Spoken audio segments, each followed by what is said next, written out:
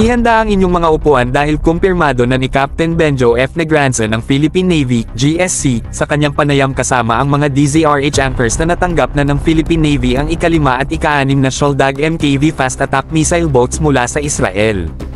Ang sabi pa niya, ito ay armado ng mga state-of-the-art weapon systems, tulad ng Spike NLOS surface-to-surface missiles na may maximum range na 32 kilometro.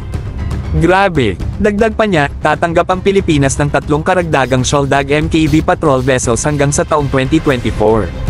Sa tingin natin, ang huling batch ng mga mabibilis na attack interdiction crafts ay gagawin sa Cavite Naval Shipyard bilang bahagi ng technology transfer deal.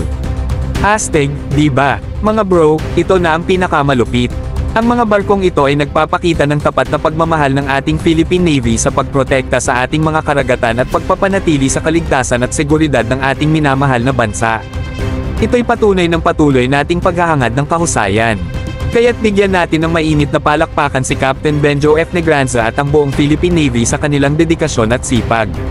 Sila ang nagtataas ng antas at nagpapalawak sa ating mga kakayahan.